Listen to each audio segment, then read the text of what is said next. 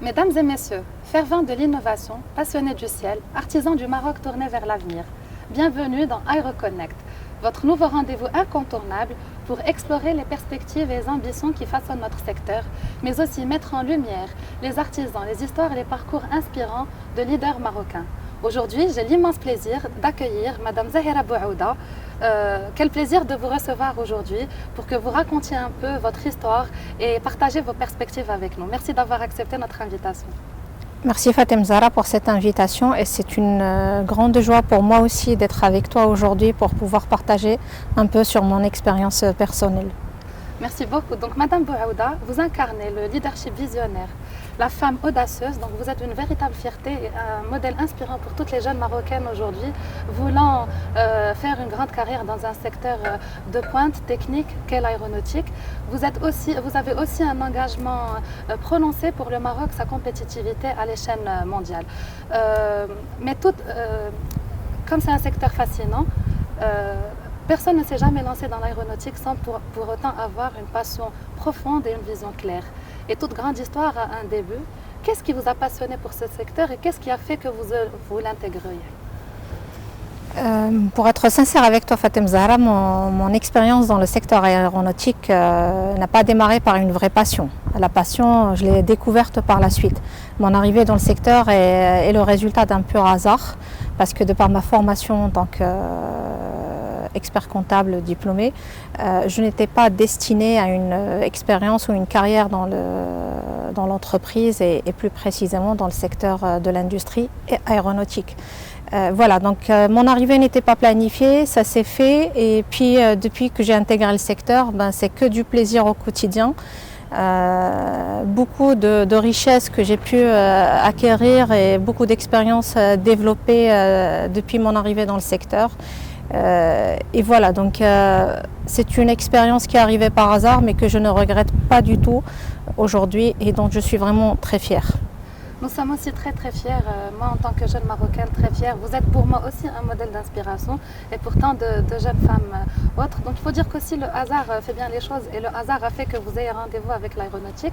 Quels sont, peut-être au tout début de votre carrière, les freins ou les obstacles qu'il fallait remonter pour prouver que la femme aussi pouvait faire une carrière, surtout venant d'un parcours de comptabilité qui ne vous prédestinait pas à intégrer un secteur industriel?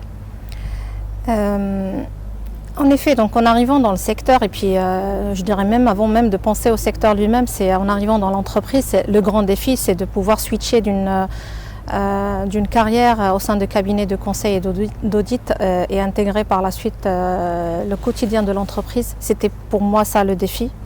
Bien sûr que j'avais relevé à l'époque grâce à une motivation personnelle, de découvrir de nouvelles choses, d'apprendre encore sur d'autres environnements et c'est comme ça que ça s'est fait. Par la suite, par rapport à un aspect genre, si on veut bien aborder cet aspect-là dès le démarrage, je n'ai à aucun moment senti qu'il y avait quand même des freins liés au fait que je suis une femme qui intègre une industrie dans laquelle il y a une prépondérance d'hommes.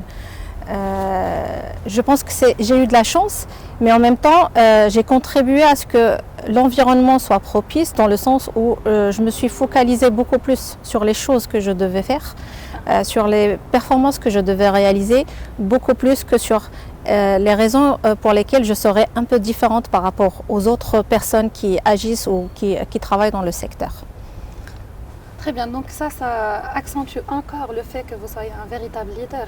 Ça veut dire que non seulement vous n'étiez pas prédestiné à intégrer le secteur de l'aéronautique, mais en plus, grâce à votre volonté et votre ambition, vous avez même pu créer un environnement propice. Donc je le rappelle, vous avez été la première femme à être à la tête d'une boîte aéronautique. Aujourd'hui, nous sommes très fiers d'en avoir 3 autres. Mais qu'est-ce qui fait aujourd'hui, à votre sens, qu'est-ce qui manque aujourd'hui pour avoir plus de femmes, on va dire, patronnes d'entreprise? Alors, il faut pas, à mon avis, c'est très important de rappeler toujours que le fait que je sois arrivée à ce poste aujourd'hui et que je puisse accéder à ce type de responsabilité, j'ai eu de la chance pour pouvoir le faire. Quelle chance?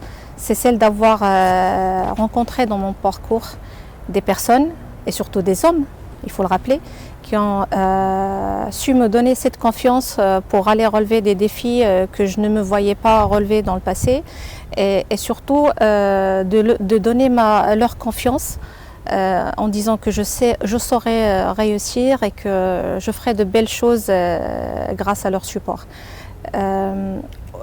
Je le voyais à l'époque comme étant une vraie chance, mais aujourd'hui, ce que je peux partager par rapport à mon expérience passée, c'est que ce n'est pas une chance très limitée aujourd'hui. Je considère que l'environnement dans lequel on opère pratiquement dans toutes les entreprises du secteur aéronautique font qu'aujourd'hui, les portes sont ouvertes à toutes les femmes.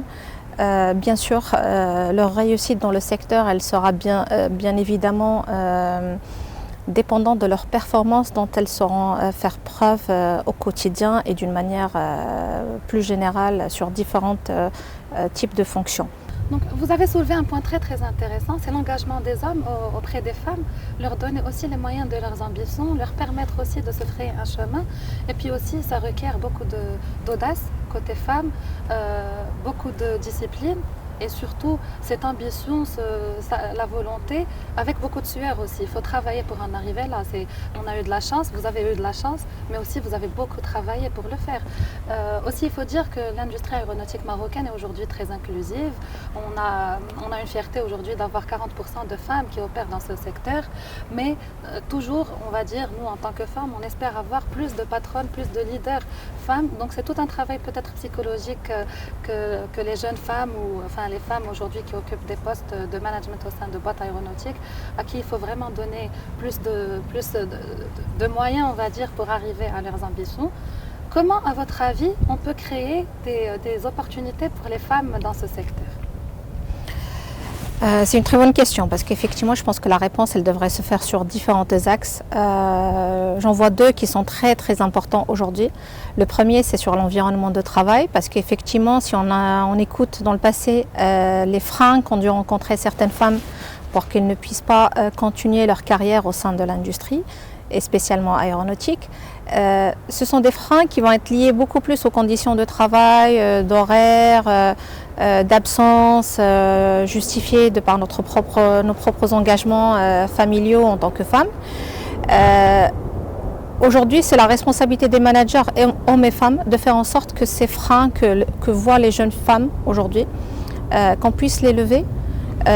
Supporter ces femmes-là pour aller plus en confort dans le quotidien pour pouvoir réaliser leur mission. Donc je prends l'exemple de l'horaire flexible par exemple qui peut être une bonne réponse à certaines femmes. L'exemple d'une maternité prolongée aussi comme une mesure qui pourrait faciliter la vie parce qu'on a vu malheureusement certaines femmes abandonner leur carrière dans l'aéronautique dès qu'elles ont leur propre bébé parce qu'effectivement les conditions de travail ne feront pas en sorte qu'elles passeront les premiers mois de maternité dans une manière confortable. Et puis il y a d'autres éléments aussi qu'on pourrait regarder dans la possibilité des mobilités géographiques pour permettre à la femme aussi de répondre à certains besoins de suivre la famille en mouvement et ainsi de suite. Pour moi, ça c'est un volet très important et la responsabilité elle incombe énormément aux managers aujourd'hui. Le deuxième volet pour moi, il est du ressort des femmes elles-mêmes. On a parlé de quelques freins, mais à mon sens, ça reste des choses vraiment très très abordables et qu'on pourrait dépasser rapidement. S'il y a aussi de l'autre côté une forte volonté des femmes d'aller très loin dans leur carrière professionnelle. Si je dois donner l'exemple, je vais commencer par moi-même parce que moi-même je n'incarnais pas cette forte motivation ou ambition pour aller très loin. Je me suis toujours contentée de ce que j'avais sans trop chercher à aller plus loin. Tout simplement, je me disais non, c'est parce que il y a des freins, il y a des contraintes.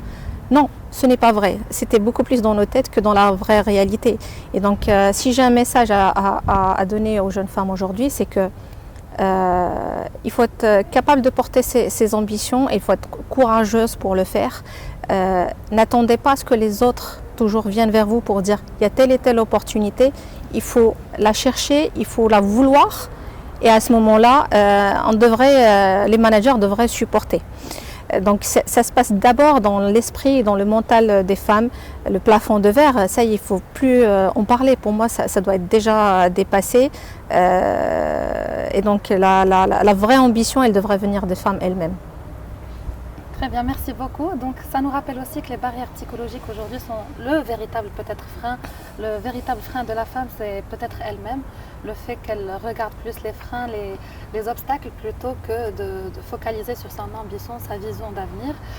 Vous êtes aussi, je le rappelle, très engagée pour la cause féminine. Vous avez présidé la commission des femmes dans l'aéronautique au sein du GIMAS, Groupement des industries marocaines aéronautiques et spatiales, où plusieurs initiatives ont eu lieu. Comment, en tant que leader, ressentez-vous cette responsabilité de fédérer et d'aider à propulser les jeunes femmes aujourd'hui dans des secteurs hautement techniques tels que le nôtre? Savoir qu'on inspire des femmes aujourd'hui, pour moi ça a été une fierté d'abord et puis une grande responsabilité que j'ai sentie par la suite, et c'est un rôle que je ne voyais pas nécessairement au démarrage. Je ne savais pas qu'à un moment donné j'allais contribuer et faire le give back, si on veut, de ce que moi j'ai reçu en termes de support et d'encouragement dans ma carrière professionnelle. Effectivement, je suis très consciente de l'importance de ce rôle. Et la force que je pourrais porter avec mon message, c'est effectivement c'est un message qui est appuyé par une expérience professionnelle vécue. Donc le fait de partager sur cela, je pense que ça encourage énormément les jeunes filles pour aller vers vraiment du concret et avoir des ambitions très fortes dans ce sens-là. Madame Bouaouda, vous avez une carrière incroyable, vraiment inspirante, fascinante. Surtout quand on sait que maintenant que vous n'avez jamais été prédisposé ou prédestiné à occuper un poste comme celui que vous occupez aujourd'hui dans un secteur de pointe technologique, sachant que vous avez une formation d'expert comptable. Quel moment dans votre carrière a été le plus inspirant? Quel moment était peut-être le turning point pour vous en tant que femme dans ce secteur? Oui, c'est une question qui m'est très chère parce qu'effectivement j'ai quelques moments de cette expérience professionnelle que je tiens toujours à cœur et qui me sont très chers. Je peux partager effectivement quand je suis arrivée pour mes premiers mois au sein de Matisse Aerospace en tant que directrice financière à l'époque. Après avoir passé quelques mois effectivement, et durant un entretien que j'ai eu avec mon supérieur hiérarchique à l'époque, et d'ailleurs que je tiens à remercier énormément depuis ce forum. Pourquoi? Parce que à l'époque où, encore une fois je le redis, où je n'avais pas de projection, je n'avais pas d'ambition d'aller plus loin, pour moi c'était l'expérience en tant que DAF dans une structure aéronautique qui d'ailleurs devait être parmi les toutes premières au Maroc. À ce moment-là, en parlant, mon supérieur hiérarchique à l'époque me fait part du fait qu'il me voyait comme étant une potentielle directrice générale de la société. Ça s'est passé plusieurs années avant même que j'accède à ce poste. Ce qui m'avait touchée à l'époque, c'est qu'il voyait en moi des choses que moi-même je ne voyais pas. Peut-être par modestie, j'ai toujours été humble, mais juste après, donc ça m'avait fait plaisir, effectivement, ça m'avait donné envie d'aller plus loin, de donner encore davantage, mais je me suis reproché quand même le fait que moi-même, je ne savais pas valoriser mes propres compétences et mes propres forces. Et d'ailleurs, c'est pour ça que je redis et je repasse le message aux jeunes femmes. Commencez par vous connaître vous-même, connaître vos propres forces, et puis bien sûr, continuer à travailler sur vos zones d'amélioration. Mais il est important de savoir ce qu'on peut valoir dans un contexte de travail pour effectivement le valoriser davantage et en tirer profit dans sa carrière professionnelle pour la réorienter vers les zones ou vers les fonctions sur lesquelles on va être beaucoup plus performante et on saurait donner de notre mieux. Très bien. Voilà. Merci beaucoup. Quelle histoire inspirante. On aurait aimé passer plus de temps à parler avec vous de votre histoire, de votre parcours qui est tellement inspirant. On espère peut-être tourner un podcast spécial femmes aussi pour avoir d'autres femmes et discuter. En tout cas, vous êtes un rôle modèle aujourd'hui. Vous incarnez, comme je disais en début d'émission, l'audace féminine avec le leadership visionnaire et l'engagement pour le Maroc. Parlons du Maroc maintenant. Donc, vous avez intégré le secteur, on va dire, à un moment embryonnaire de l'industrie aéronautique. Vous avez été non seulement témoin, mais aussi acteur, actif dans l'essor qu'a connu le Maroc aujourd'hui en termes d'aéronautique. Une histoire jeune, un peu plus de 20 ans, mais très inspirante aussi, comme la vôtre. Donc, quelle lecture avez-vous de cette évolution du secteur qui est passé de deux entreprises, on va dire, à 140 aujourd'hui, avec 20 000 personnes qui travaillent dans le secteur, 40% de femmes et toutes les réussites, les success stories qu'on entend partout? Si on veut regarder effectivement l'histoire du secteur aéronautique au Maroc, on pourrait la regarder comme une recette qui a bien marché en fait. Donc on a mis en place et on a mis dedans les bons ingrédients et ça a donné ce résultat qui est fabuleux aujourd'hui. Donc ces résultats qui aujourd'hui continuent à exister et qui se sont même développés, je commencerai d'abord par un capital humain. Donc si je sors un peu de mon expérience professionnelle, ma propre expérience, et je parlerai beaucoup plus de l'expérience des jeunes Marocains. Écoutez, quelques années passées au secteur ont fait qu'aujourd'hui j'ai une grande fierté de ce que les jeunes Marocains peuvent réaliser, hein, les jeunes femmes et hommes issus de formations purement locales ou de formations à l'étranger. On ne peut qu'en être fier. Donc je pense que le premier ingrédient et qui constitue la vraie force du secteur aéronautique marocain, c'est le capital humain. C'est cette richesse qu'on a, cette force, cette motivation aussi qu'ont su démontrer les jeunes Marocains. À cela, si on ajoute aussi une forte volonté des pouvoirs publics pour développer ce secteur, et le support dont a bénéficié le secteur, il a été démontré à travers différents chantiers, différentes évolutions de la réglementation, du support financier aussi également qu'on a eu dans le passé. Sur cela, on ajoute, grâce à la performance démontrée dans le passé, la confiance qu'on a réussi à avoir de la part de nos clients et partenaires, fait qu'aujourd'hui c'est un vrai succès. Mais en même temps, on peut avoir l'ambition d'aller vraiment très très loin dans ce succès-là, parce qu'effectivement, on continue d'avoir les clés de succès avec nous, une force de capital humain qui continue à se développer. On a de plus en plus de jeunes qui intègrent le secteur. On a des dispositifs de formation qui leur permettent de se développer en termes de compétences demandées par le secteur, encore une fois. Des compétences marocaines qui sont parties vers l'étranger et qui ont décidé de revenir nous rejoindre dans cette expérience ou dans cette aventure de l'aéronautique. Et voilà, donc à mon avis, et je suis très très confiante, l'avenir ne peut être que encore plus propice pour un grand développement de l'industrie aéronautique au Maroc. Merci Zahira pour cette immersion dans les facteurs clés de succès du secteur de l'aéronautique. Donc le succès de l'aéronautique au Maroc, c'est le succès de toute une patrie, portée par, comme vous l'avez dit, les talents et les visions de ses citoyens, grâce aussi au soutien indéfectible de nos partenaires institutionnels et gouvernementaux, qu'on salue et qu'on remercie d'ailleurs encore une fois pour leur soutien sans faille tout au long de ces années. Mais l'histoire continue. Aujourd'hui, il y a une carte à jouer aussi au niveau de l'innovation. Le Maroc 2.0, donc les ambitions ne s'arrêtent pas là, la vision royale continue et les citoyens continuent aussi à la transformer en réalité. Donc le Maroc aéronautique 2.0 sera autour de l'innovation, autour des jeunes et aussi autour de la souveraineté technologique.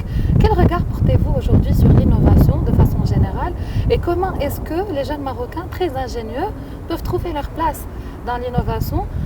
Comme vous le rappelez, vous êtes issu de l'école marocaine, moi-même je suis issue de l'école marocaine et aujourd'hui la qualité de la formation ingénieur ou école de commerce ou en tout cas la qualité de la formation supérieure au Maroc n'est plus à démontrer à l'échelle internationale. Quel regard portez-vous sur l'innovation et comment voyez-vous l'innovation comme étant un levier justement pour propulser le Maroc dans la souveraineté technologique? Effectivement, moi je pense qu'aujourd'hui, les jeunes Marocains, ils ont démontré d'une manière très convaincante leur capacité à innover et vraiment au quotidien et avec les moyens de bord. Il faut continuer à les encourager parce que je suis convaincue que c'est un vrai levier pour aller vers une différenciation et démontrer la compétitivité du pays dans ce secteur.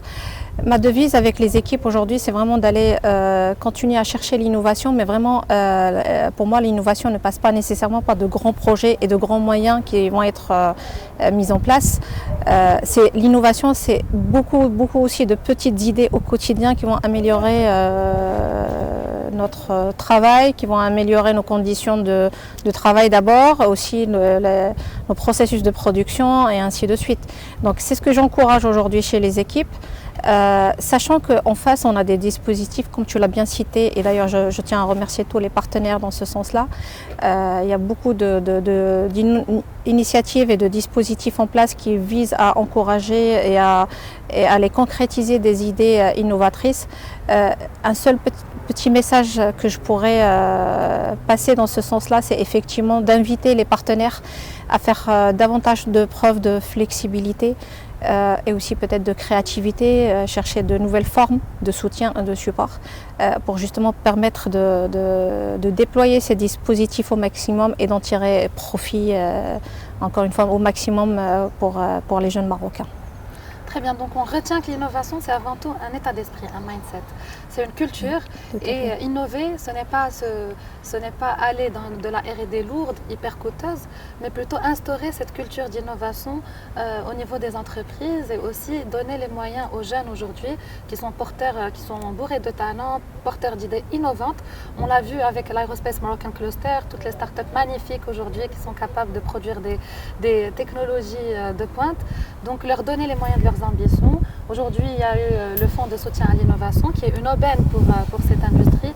Mais comme vous l'avez dit, nous avons encore besoin de plus de flexibilité, plus de culture d'innovation, surtout au sein des entreprises et au sein des universités aussi, pour concrétiser les brevets, les industrialiser et aller propulser le Maroc encore une fois vers des secteurs de pointe et technologiques.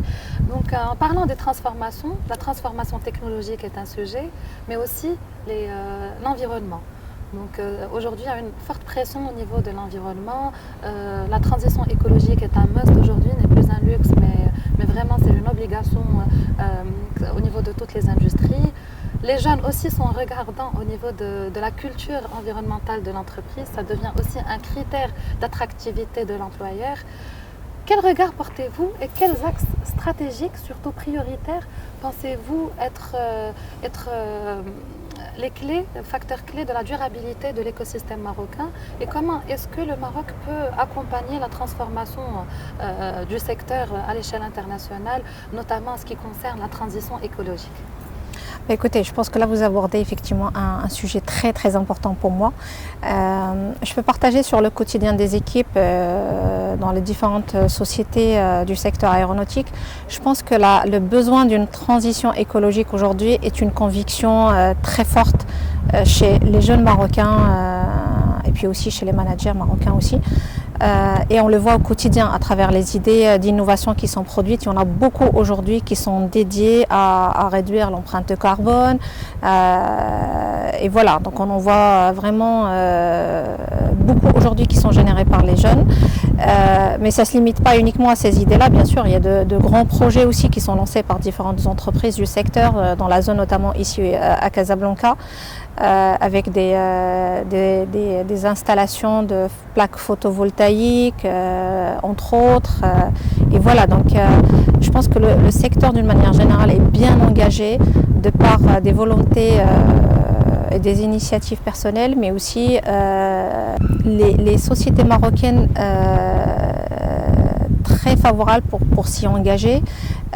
Aujourd'hui, on sait très bien qu'une transition écologique devrait nécessairement passer par une transformation du système, mais pas que du système de production, encore une fois, parce que je vois beaucoup de mesures qui sont lancées par les entreprises marocaines justement pour revoir leur système de production. Mais il faut viser à un système beaucoup plus global en disant ok, il faut transformer nos modes de production, mais il faut également embarquer nos clients avec nous pour transformer leur mode de consommation. C'est primordial d'y aller ensemble dans cette démarche plus collective, plus globale, pour viser une préservation de nos ressources dans les meilleures conditions. Je pense qu'on a aujourd'hui de forts alliés. On va revenir encore à l'innovation. L'innovation aujourd'hui est un grand allié de l'économie circulaire parce qu'effectivement, à travers les activités d'innovation, on va pouvoir amener des réponses à des questions qui vont être soulevées dans le cadre des réflexions menées dans l'économie circulaire. Il y a l'innovation bien sûr, mais il y a aussi l'intelligence artificielle qui peut être au service de cette économie circulaire. Et on le voit aujourd'hui, l'intelligence artificielle est en train de gagner beaucoup de terrain au Maroc. Donc encore une fois, je dirais qu'on a tous les ingrédients pour vraiment réussir cette transition écologique au Maroc d'une manière générale, mais encore plus dans le secteur aéronautique, parce qu'encore une fois, on va être supporté par les pouvoirs publics, mais énormément par nos partenaires étrangers qui eux aussi ont cette conscience et ont cette volonté de réussir la transition écologique. Alors merci Zahira, franchement ça ouvre une nouvelle perspective à la réponse à la transition écologique. C'est vrai qu'on se focalise toujours et souvent, toujours sur l'empreinte carbone, les émissions carbone de l'industrie, mais c'est vrai que cette partie économie circulaire n'a peut-être pas eu assez de place dans les débats et les échanges, et c'est une brillante idée que de l'intégrer, d'autant plus que l'économie circulaire fait quand même partie de notre culture marocaine. Elle a toujours existé dans la culture marocaine, dans son histoire, l'histoire du commerce au Maroc, mais c'est vrai qu'aujourd'hui, si on l'intègre à la transition écologique, en se basant aussi avec les partenariats internationaux, peut donner des fruits et des résultats intéressants.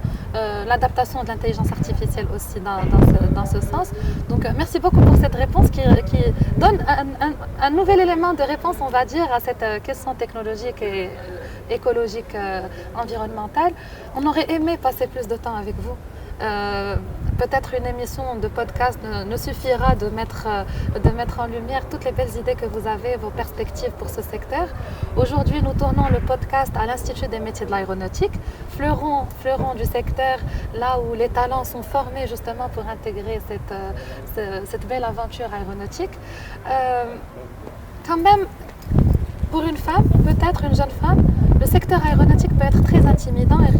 Elle risque de se dire que peut-être que je n'ai pas ma place dans ce secteur, qui est pourtant rempli d'opportunités et où les femmes sont de plus en plus valorisées. Et si vous rencontriez une jeune fille hésitante à intégrer un métier comme celui de l'aéronautique et à se dire et si demain j'étais capable de le faire, quel message vous souhaiterez lui dire? Ce serait un message de fin, mais un message vers l'avenir, une nouvelle perspective de voir les choses pour clore ce podcast qui a été un très très bel échange avec vous, Madame Belbouaoud. Écoutez, alors mon message, ça va être le suivant. Allez-y, il n'y a pas de limite, et encore plus dans le secteur de l'aéronautique au Maroc. Si on voit des contraintes, il faut quand même, par conviction personnelle, réussir à les transformer en opportunités. Les contraintes qui viendront du fait qu'on est différentes, nous les femmes, des hommes, au lieu que ça soit une contrainte, il faut la voir comme étant une force pour pouvoir être différente et apporter quelque chose de nouveau, parce que effectivement, que ce soit le secteur aéronautique au Maroc ou même ailleurs, on a besoin du nouveau et du différent chaque jour. Et donc la nouveauté, c'est ce qui fait, et la capacité à apporter du nouveau, c'est ce qui fait la richesse des systèmes et des communautés. Donc oui, un leadership au féminin, il n'est pas nécessairement moins raté qu'un leadership au masculin. Au contraire, c'est différent et ça ne peut être qu'enrichissant pour les entreprises. Voyons notre différence comme étant une source de richesse pour les entreprises et essayons de le valoriser. Il n'y a pas de mal à aller voir et à se concerter avec les collègues, avec nos chefs, avec nos pères, hommes ou femmes, pour aller retrouver les réponses à nos questions, à nos interrogations, mais surtout pas ayez le courage d'y aller, d'être ouverte aussi à toutes les opportunités qui se présentent, parce qu'il n'y a pas de limite effectivement aujourd'hui. S'il y en aurait, ça va être uniquement dans nos esprits. Donc il faut combattre cela et avoir le courage de ses ambitions. Très bien, merci beaucoup Zahira. Donc on va conclure sur cette belle phrase. La seule limite qu'on a aujourd'hui, c'est celle que notre esprit nous crée. Alors osez, innovez et rejoignez ce secteur, cette belle aventure aéronautique. Merci pour cette incroyable émission aujourd'hui et au plaisir de vous retrouver pour d'autres échanges. C'était vraiment un plaisir d'échanger avec vous. Le plaisir était pour moi, Fatem Zahra. Merci beaucoup et bon courage à toutes les femmes. Merci beaucoup et je vous donne rendez-vous pour une prochaine émission avec un leader encore marocain pour une nouvelle aventure, une nouvelle histoire et de nouvelles perspectives d'avenir. Merci beaucoup.